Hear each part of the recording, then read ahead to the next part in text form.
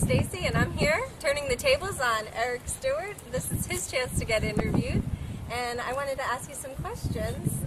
Sure. And I wanted to start off with, what is Code Community, and why did you start it? Well, Code Green Community is just a website. I really focused on creating a collaborative website where people can come together and share what they know, and share what they're doing in their own backyards and with their own little groups of people that they've been meeting. I really saw that as a Tampa Bay area, we were missing a way of connecting with one another. So I wanted to find a way to network everyone together and all of our ideas. And one of the things about Code Green Community, you say you support the transition movement. Can you explain that a little bit? Well, when I was coming across some of the information I found out, I found that the solutions were there about how to organize your neighborhood, how to think about how your neighborhood and your local town could be more resilient. And that's when I came across transition towns. So I was really interested in what they were doing over in England and in different parts of the world. And so it just drew me into it. I mean, everyone knows the problems, so you got to look for the solutions. Right. And permaculture is a part of that, and self-sufficiency and resilience. You want to talk a little bit about that? Well, permaculture, growing up in Florida, I always was wondering why we don't have gardens. My grandmother and my grandfather always had a garden in their backyard. It's Florida, right? You would think there'd be lots of flowers. Yeah, the garden. Things, right? Yeah, the Sunshine State. Exactly. And so every time my grandparents would move into a house, they would plant fruit trees, and they would plant a garden in the back. And I met an old Greek guy one time. He was running a nursery, and he says that a front yard is like a beautiful woman. She has to put her makeup on, and the makeup is the fruit trees. So what do we call our lawns that we have? I mean, they're so totally not productive. Yeah. Food, not lawns, right? Yeah. Actually, lawns, I think, came, I don't know where I read this, but it was a sign of wealth and status that, look, I don't have to have fruit. I can have people come and work my lawn, and you know the resources it takes to have a lawn between the water and the fertilizer.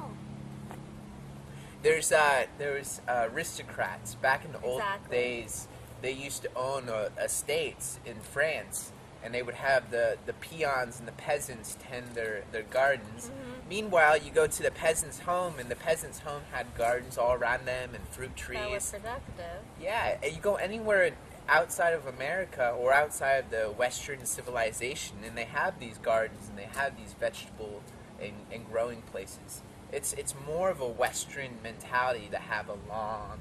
It's really to show off your affluence. Right. And I know one of the things, we mentioned we'd meet on every other Thursday night for the Guy's Garden. I'm from Eastern European, Polish descent, and they were farmers and agrarians, and they learned how to be resilient and self-sufficient. And I have that strong European background, and that's why I want to do that with my place, with all the, like you said, your grandmother. Why is it the grandmother? Why isn't it the mother? Why don't you have it now, a kin's domain? My mother was Macedonian, so she came from that southeastern Europe area. And they lived in the villages, and they tended the fields, so it's that village idea, everyone in a village comes together to raise the children and to grow the food. It's that village mentality. We've lost that. Right, we have gotten away from it. And I'm a woman, and I think that I'm a pretty strong woman, and I like to, I have my house and try to support my family.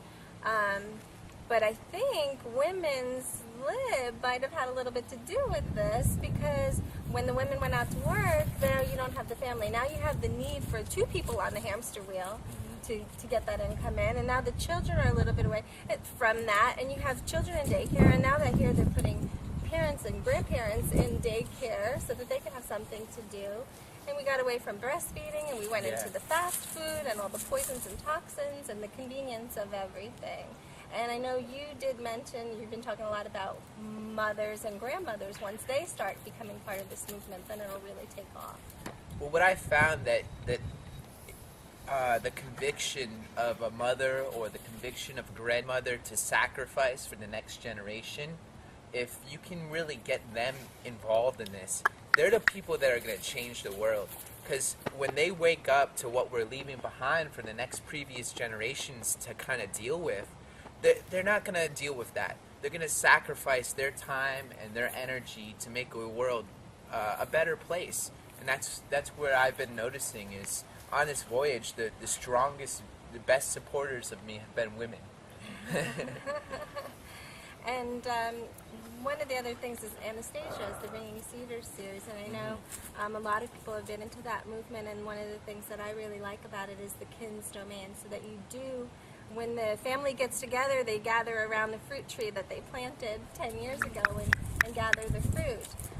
Here we, in this day and age in the United States, we gather around the television set. Yeah. So. Well, you were starting to ask me about why I started Code Green Community, and one of the things that I tell a lot of people when they ask me that is it started really with a dream. I had this dream where I was watching the earth, and out of the earth came a huge tree, and I found out later on that this tree represented us coming together as one tree, as like the stem of the tree, and then blossoming and making flowers and leaves and making productivity out of that coming together. And I later on had more dreams, and one dream that I had is where I was an old man, like 150 years old, and I was being surrounded by all of my great-great-great-grandchildren, and I was teaching them how to plant a tree, and I was teaching them about nature, and I was just teaching about the journey of my life. And when I really thought about it later on after having this dream, I was like, wow, that's where I want to go. I want to have a land where I can leave behind to my future generations. Right, and we're all interconnected with the whole planet and the rest of the world and each other. And our future generations, it can't be all about me and what I need now to satisfy my needs. It's that whole 7 generation, whatever the sins of the father affect 7 generations down the line. So if the sins affect them, then the good things will affect them too, and that's our legacy that we want to leave behind. I mean, we're all inheriting this. We inherited this country, we inherited this land from our parents, and they worked hard to make the best that they could do, and we just have to do the same thing. We have to work hard to provide and sacrifice for the next generation. And we need to stop being greedy and so self-absorbed. Right, and we need to learn how to think to produce more, and I know it's come up in other videos of yours, but to stop dominating nature, we need to learn to work within nature and allow her to help us in whatever we endeavor to achieve. So let's, I wanted to switch a little bit to peak oil, because I know that we're in some pretty, economically hard times, and the economy's not doing real well, and there seems to be a lot of corporate greed and political greed, and I wanted to get your idea on that. Well, I think peak oil is something that we're going to hear more and more about, especially just with gasoline prices starting to rise. There were reports by the International Energy Agency that we peaked in conventional oil, which is the oil that's really easy to get to, and it's almost like a liquid. You can just put a drill in a hole and you can pop it out just by its own pressure. But all of that's been used up, so now we're stuck with the really hard to get oil, the tar sands, and the oil that's a mile down in the ocean that we have to invest a whole bunch of money. So anytime that you invest a whole bunch of money, you're going to have to sell that product at a higher cost. So it's going to change our economy, because our economy has been based on cheap gasoline prices. And what I see as witnessing what the oil markets are doing, they're trying to switch using the same paradigm of going to biofuels. They're going to genetically engineer bacteria and dominate them in small contained areas to produce biofuels, and they're going to keep us hooked onto gasoline and cheap gasoline. But in the net effect of it is they're going to be taking away from our food. So food prices are going to rise, and they're going to try and keep gas lower. It's going to be a mess. And what really, we don't need a top-down approach of peak oil. We need a bottom-up. We need to find 1,000 people in 1,000 backyards doing 1,000 different things. And by interconnecting and working together, we can have something organically grow out of that. Right, and I think one of the things too, when we're talking about oil and the cost of food, is that the food that you put on your table basically travels 1,500 miles, or from Guatemala or somewhere far where you don't know what they're putting on for fertilizer. And to me, the best, freshest food is stuff that, one, hasn't been touched by man all that much, and two, you can eat within season, in season and locally. And I think that's one of the things you're aspiring to do with Code Green, to keep it local, purchase local, keep the money local, grow and eat food locally. Well, it goes back to permaculture. I'm actually taking my permaculture design course, and I'm learning so much about how energy flows and how you have to really focus and be conscious of where does energy and matter flow, And so from a perspective is we have this totally unnatural system where energy and money flows from Saudi Arabia over here, and then we use it and we funnel our money over back there, and it's such a vast scale that it's unnatural, and it's unstable, it's unsustainable for a long period of time. And so what we really have to do is come back to reality. We have to focus on what is real, Is it real that we get our oil from Saudi Arabia just so that we can ship our salads 3,000 miles? Or is it more real that we grow our vegetables in our backyards, and we go back to that understanding? Mm-hmm. It's really a real issue, What's real? Mm-hmm. And along the same lines as, buying all of our stuff that we have. I mean, the whole concept of storage units, just to pay money to store stuff. I mean, my feng shui is off. If there's something under the bed that doesn't belong there, or if I haven't touched it in 6 months, it needs to go. And that's why I think if we recycle things and we keep things locally, if I have something that you could use and I'm not using it, well, hey, I might as well give it to you or barter it for something. And I think that's a really noble idea. Bring that to Tampa Bay. So, which leads me to my next question is, what do you see happening in Tampa Bay? And I know you've been doing Code Green for at least 2 years now. And how are things changed? Or I think there's more of a fervor, more people getting involved. But what would you like to see happen here locally? Well, I mean, it's always good to have more people, but I've really been focusing. I really want to focus on the people that are already in our community and see how we best can get along and how we best can find our beneficial connections while we have them now. I mean, we're at a real blessed time. I mean, we have all the land, all the resources, all the money that we could possibly need to convert our economy from where it is to where it needs to be. And so if we can find out the best way of doing that locally, with small groups working on their own, figuring it out as they go along, and really focusing on getting away from oil and shifting that way. And I think that's the best thing that's going to happen. And it's going to draw people, because no one's working on this. If you go to other groups out there, they're waving their fists and they're angry at things, but they're not doing anything. They're not solving any of the problems. They're just angry at something, and they can tell you all the reasons why they're angry, but they're not working out of love, They're not working out of, well, what do I want to leave behind? What do I want to create? And so I think if there's anything that I think could make Code Green community work better, is if we learn to work on co-creating things together. Mm-hmm. Work better at that. We do have all the different groups. We've got the Sarasota Transition, we've got the St. Pete Permaculture Guild, we've got Food Not Lawns, so I apologize if I've left your group out. Yeah. There's thousands of people working in their own backyards doing stuff. We just need to connect them together.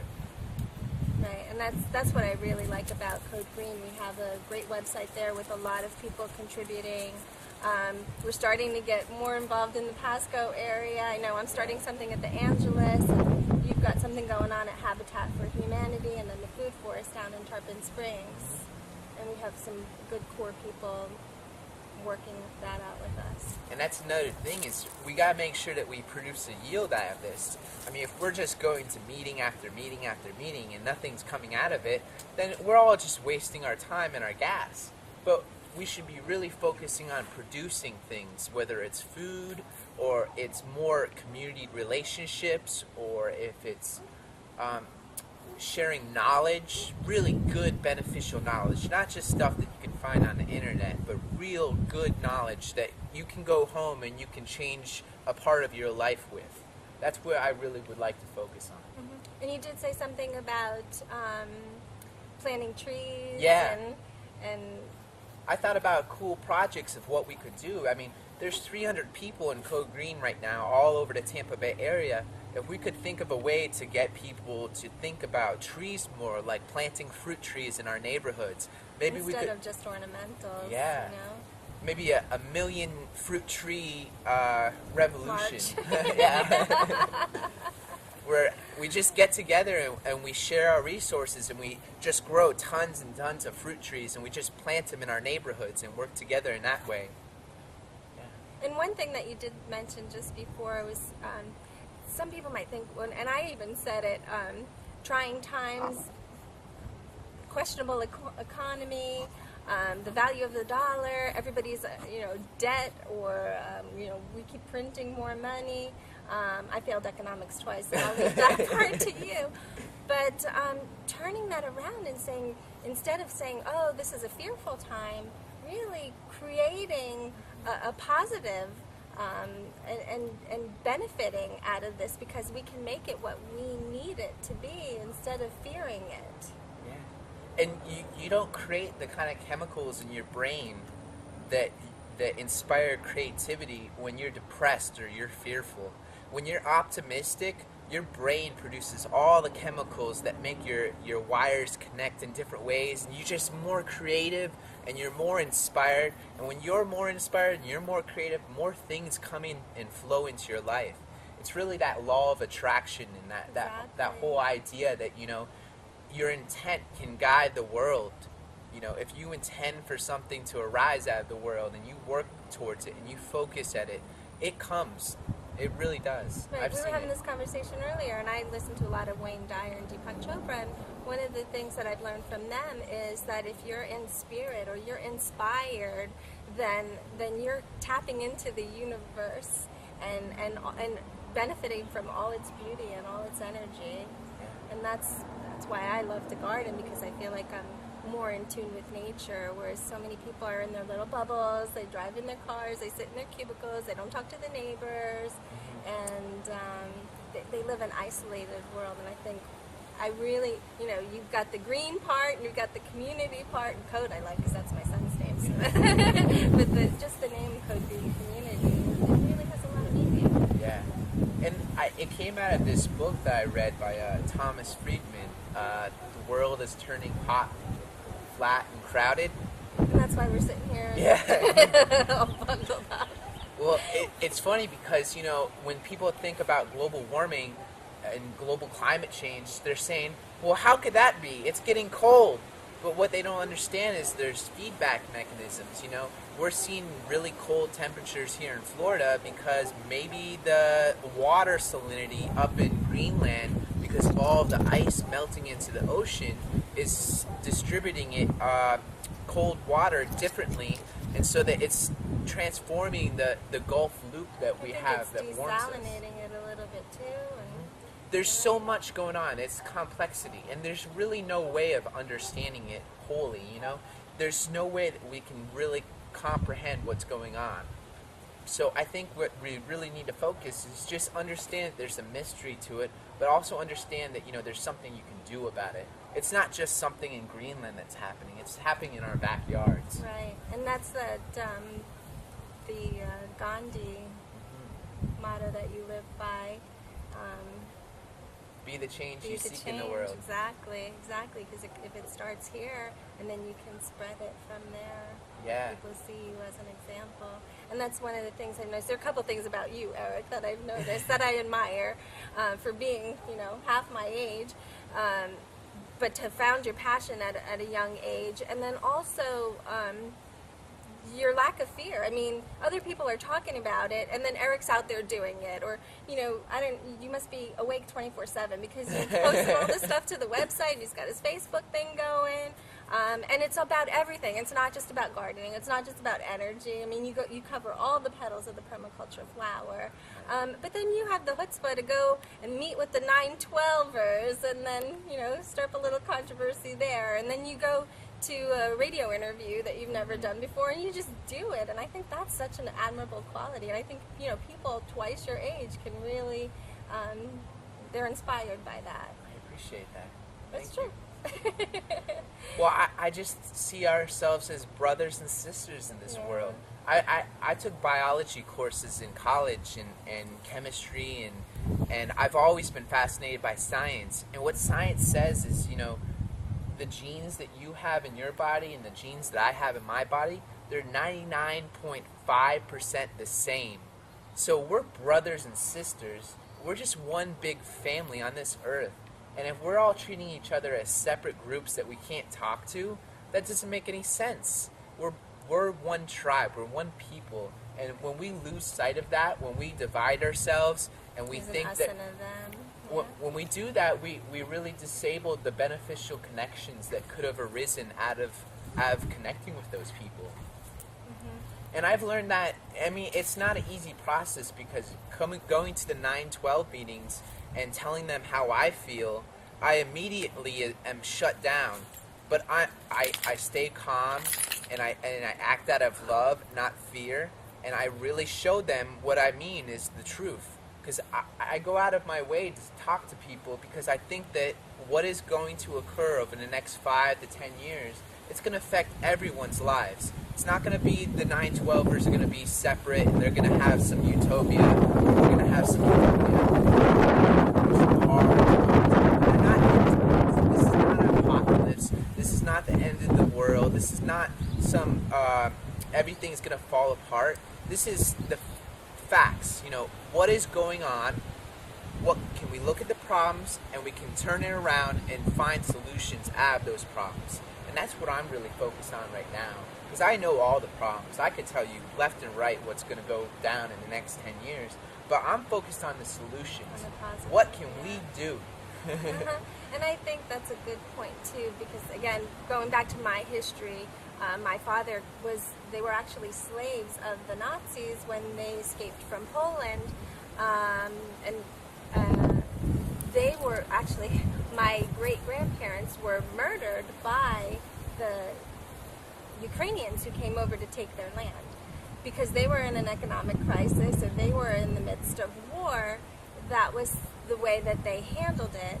I think that, we haven't gotten to that state, but at least if people are prepared for anything, a hurricane, where things go down and you can't get food, if you could at least have people in a community to like you said, love and support, because even the people who might not have the foresight now to prepare, if for those who do, we're going to have to prepare for more than just ourselves, because we don't want that to happen. We want it to come from love and giving and sharing and educating as many people as we can now is part of that planning process. I see it that way. And it's talking about caring and loving for everyone. Like we were just over at the Angelus where multiple sclerosis, cerebral palsy. Cerebral palsy, okay. Mm-hmm. Well, and other things, those people need love and care too. We can't abandon anyone. No. This is all or nothing deal. They call us the United States of America for a reason. We're united, and I take that to heart because you were talking about where my fear and all of this comes from. My grandfather came to this country owing people for the boat ride over, and he worked his whole life. He worked hard to provide so that his family had enough, just enough. Maybe not everything, but enough. and he worked, and he retired at the age of 40, and he focused so much of his energy on providing for his family so he could leave a legacy behind for previous generations. And I feel like his story is something that I want to continue. I want to work real hard so I can provide some sort of legacy for future generations of mine. I want to be able to tell them that someday down the road that I saw things and I knew they were screwed up, but I didn't just sit in my house playing Xbox every night. I went out there and I did something, because I just can't not. I just think it's so wrong to just sit and be complacent. Right. And that goes back to your dream, too, about living till you're 150 years old and making sure that your great-grandchildren have a legacy. So, it was really great to talk to you today. I just wanted to put out there, if anybody wanted to get involved with Code Green, what should they do? Well, you can always just join up at codegreencommunity.org. Did you have to put the www? I think you have to put the www. Yeah, www.codegreencommunity.org. And you can become a member. It's free of charge. We try and put out as much free information as possible. I really love the whole concept of open source. I think open source is going to save us. I think open source is the key. But I also would like you to support. And so I have a way for you if you want. If you don't have the time to volunteer, or if you don't have the understanding to put videos on, you can still donate a couple of dollars a month. Love donation. Exactly. And we're going to be a 501c4, which means we're going to be a nonprofit. But we're not focusing on anything for charity work. We're focusing on getting things done. And so I'm going too much. I'm going to cut that. Talking too much. That's fine. Yeah, codegreencommunity.org. Peace out. Good job. Good job. Thank you.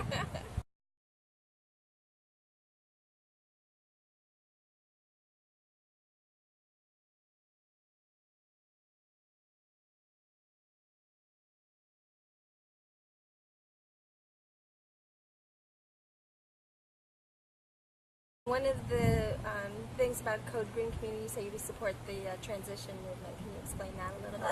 Well, yeah. Well, when I was coming across some of the information I found out, I found that the solutions were there about how to organize your neighborhood, how to think about how your neighborhood and your local town could be more resilient.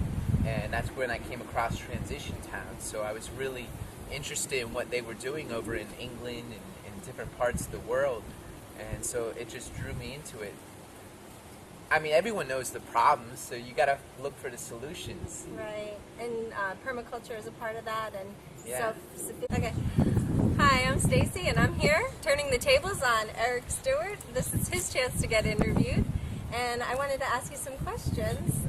Sure. And I wanted to start off with, what is Code Community, and why did you start it? Well, Code Green Community is just a website. I really focused on creating a collaborative website where people can come together and share what they know, and share what they're doing in their own backyards and with their own little groups of people that they've been meeting. I really saw that as a Tampa Bay area, we were missing a way of connecting with one another. So I wanted to find a way to network everyone together and all of our ideas. And the peons and the peasants tend their gardens. Meanwhile, you go to the peasant's home, and the peasant's home had gardens all around them and fruit trees. that was productive. Yeah, you go anywhere outside of America or outside of the Western civilization, and they have these gardens and they have these vegetable and growing places. It's more of a Western mentality to have a lawn. It's really to show off your affluence. Right. And I know one of the things, we mentioned we meet on every other Thursday night for the Guy's Garden. I'm from Eastern European, Polish descent, and they were farmers and agrarians, and they learned how to be resilient, efficiency and resilience. Do you want to talk a little bit about that? Well, permaculture, growing up in Florida, I always was wondering why we don't have gardens. My grandmother and my grandfather always had a garden in their backyard. It's Florida, right? You would think there'd be lots of flowers. Yeah, the garden. Things, right? Yeah, the Sunshine State. Exactly. And so every time my grandparents would move into a house, they would plant fruit trees, and they would plant a garden in the back. And I met an old Greek guy one time. He was running a nursery, and he says that a front yard is like a beautiful woman. She has to put her makeup on, and the makeup is the fruit trees. So what do we call our lawns that we have? I mean, they're so totally not productive. Yeah. Food, not lawns, right? Yeah. Actually, lawns, I think, came, I don't know where I read this, but it was a sign of wealth and status that, look, I don't have to have fruit. I can have people come and work my lawn, and you know the resources it takes to have a lawn, between the water and the fertilizer. There was aristocrats back in the old days. They used to own estates in France, and they would have the